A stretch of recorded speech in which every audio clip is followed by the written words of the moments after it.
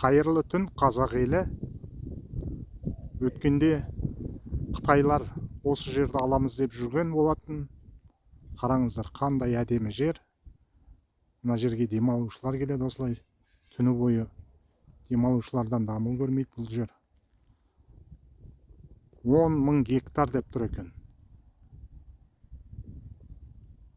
Осы жерді.